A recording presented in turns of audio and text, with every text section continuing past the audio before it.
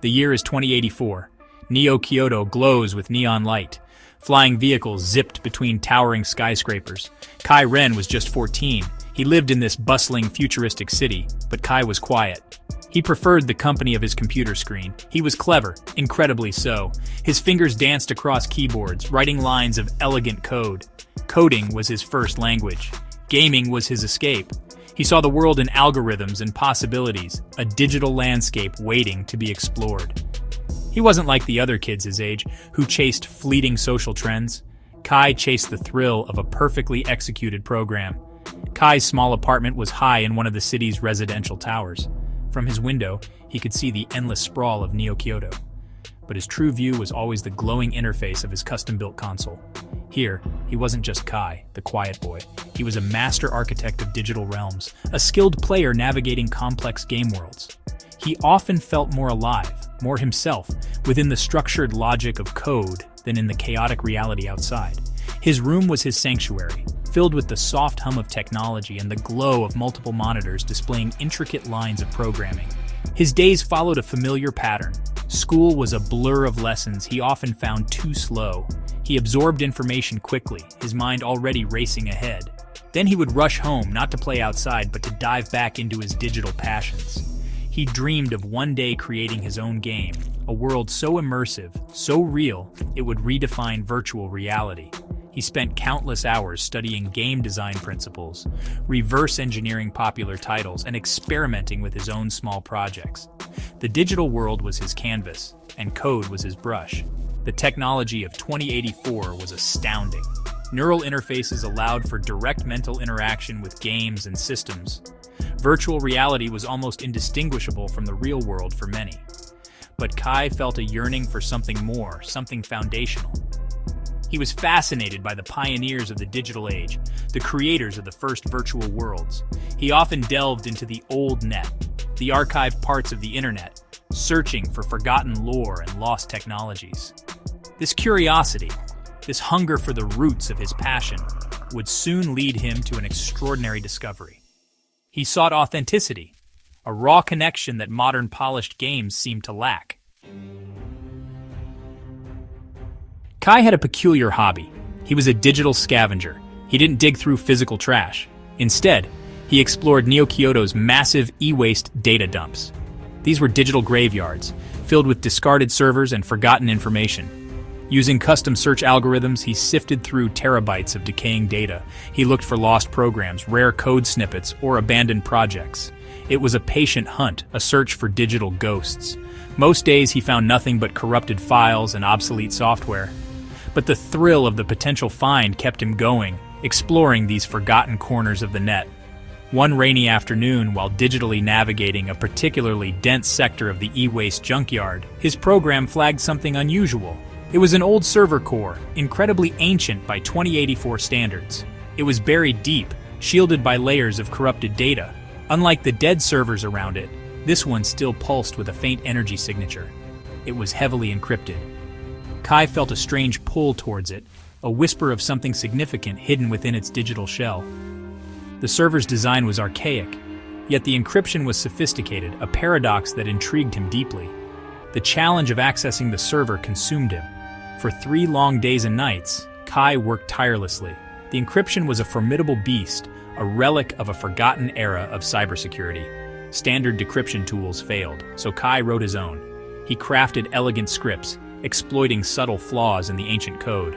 His mind raced, anticipating the server's defenses, countering its digital traps. Slowly, painstakingly, he peeled back the layers of security. The process was exhilarating, a true test of his skills against an unknown opponent from the past. He felt a connection to the original programmer, a silent duel across decades. Finally, with a soft chime from his console, the last barrier fell. The server's core directory opened before him. Inside, there was only one massive, pristine file NEXUS beta V0.9. Kai's breath caught in his throat. NEXUS. It was a name spoken in hushed, reverent tones by old-school gamers and tech historians. A legendary virtual world, rumored to be decades ahead of its time. It had vanished without a trace long ago, becoming the stuff of myths.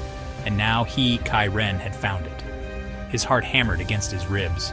This was more than just a game. It was a piece of history. Without a second thought, Kai initiated the login sequence for NEXUS. He bypassed the standard safety checks on his neural interface. His eagerness was too great. He had to see this world. He had to experience the legend. He leaned back in his chair, closed his eyes, and let the connection establish. The familiar hum of his interface deepened, and then the world around him dissolved, not into a loading screen, but into a chaotic maelstrom. It was unlike any game initiation he had ever experienced, raw and untamed. A torrent of pure, unfiltered data crashed into his mind. It was overwhelming, a digital tsunami. His senses screamed. It felt like his consciousness, his very thoughts, were being unraveled. Red warning lights flashed across his internal vision. His interface shrieked alerts of critical system overload. The ancient beta version of NEXUS wasn't just loading, it was trying to integrate with his mind on a fundamental level. It felt like an attempt to digitally rewrite his brain, to make him part of its own archaic, powerful system. Fear, cold and sharp, pierced through his excitement. Panic threatened to consume him, but Kai fought back. His coder's instinct, his deep understanding of systems, kicked in. He focused his will, his mental energy. He visualized firewalls, shields made of pure thought, trying to protect his core identity. He tried to impose order on the chaotic data stream, to stabilize the connection on his own terms. It was an intense, silent battle waged within the confines of his own skull. He felt the game's immense pressure, its invasive tendrils trying to mesh with his neural pathways, to change him irrevocably. He pushed back with all his mental strength. Then, as abruptly as it had begun, the digital storm subsided. The overwhelming pressure vanished. He was gasping for breath, his body trembling. His head throbbed with a dull ache. When he opened his eyes, or rather, his virtual eyes, he found himself standing in a breathtaking alien landscape. Strange, bioluminescent plants pulsed with soft light. The sky was a swirl of impossible colors. He was inside NEXUS. He had survived the terrifying integration. He felt changed, profoundly so, as if a new layer of perception had been unlocked within him, raw and powerful. Kai began to explore the world of NEXUS. It was truly vast, more detailed and complex than any modern simulation he had ever encountered. The textures were rich, the AI inhabitants surprisingly sophisticated for such an old program. Yet, he also noticed glitches. Parts of the world seemed unfinished, unstable. A pathway might shimmer and distort. A building in the distance might flicker out of existence for a moment. He felt an intuitive urge to fix these imperfections, a strange new sensation. As he focused on a glitch, he suddenly saw it, the raw code of NEXUS overlaid on his vision. He decided to experiment. There was a small, flickering street lamp in a virtual alleyway. It cast an erratic, annoying light. Kai focused his intent on it. He visualized the lines of code that controlled its behavior. He imagined correcting the faulty loop, stabilizing the power flow. To his utter astonishment, the code in his vision altered. The flickering stopped. The lamp now shone with a steady, unwavering glow.